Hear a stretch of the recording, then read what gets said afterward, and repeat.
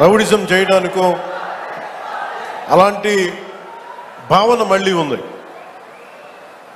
మీకు తెలుసు కదా, రౌడిజానికి గుండాలకి గుండాగర్దీలకి బయటపడితే మన రాజకీయాల్లోకి వస్తాం.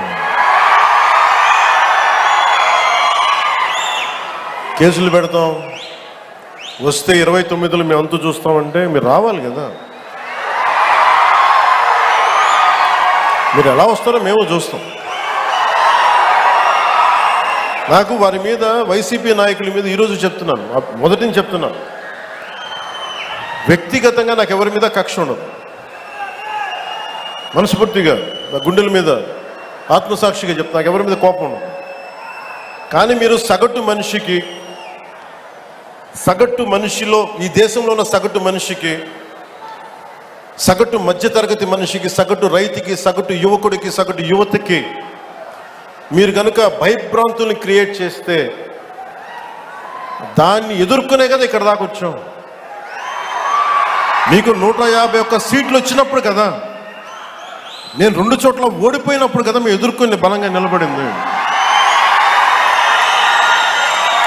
అంటే గుండెల్లో ఎంత దమ్ము ఉండాలి, రక్తంలో ఎంత వేడి ఉండాలి మీలాంటి వాళ్ళు తట్టుకోవాలంటే. నాకు తెలిసిన సినిమాల నుంచి వచ్చినవాడిని, సినిమాలో డైలాగులు చెప్పను నేను.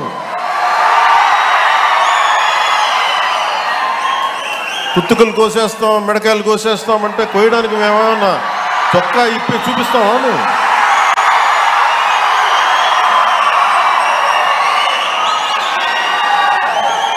నేను సినిమాలో డైలాగులు చెప్పడానికి కూడా ఇబ్బంది పడతాను.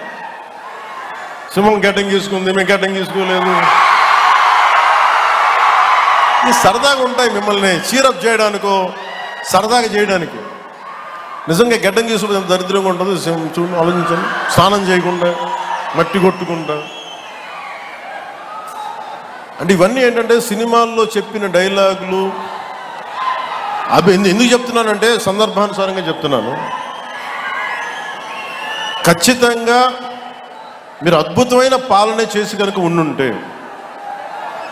మీరు 11 సీట్లకు వచ్చేవాళ్ళు కాదు. మీరు అంటే ఇది రెలవెంట్ కాబట్టి చెప్తున్నా.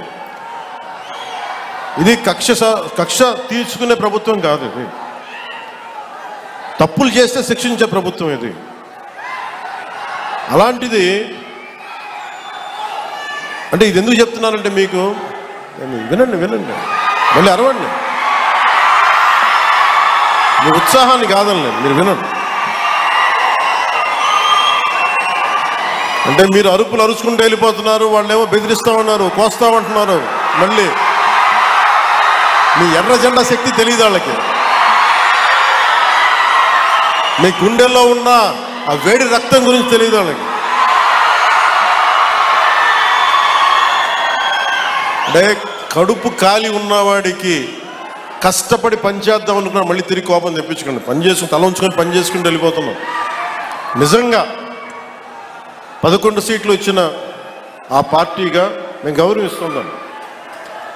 ఈ ప్రభుత్వం గౌరవ ముఖ్యమంత్రి శ్రీ నారా చంద్రబాబు నాయుడు గారి నాయకత్వంలో ఉన్న ఎన్డీఏ కూటమి నడుపుతున్న ఈ ప్రభుత్వంలో తప్పులుంటే ఖచ్చితంగా చెప్పండి. ఖచ్చితంగా చెప్తే మేము సరిదిద్దుకుంటాం, లేదా వివరణిస్తాం. అంతేగాని మేము కుత్తుకులు కోసేస్తాం, రంపాలు తెస్తాం, రంపాలు పెట్టి కుత్తుకులు కోస్తామంటే మీకు తెలుసు కదా, అలాంటి వాటికి తాటాకి చప్పుళ్ళకి మేము భయపడం. సో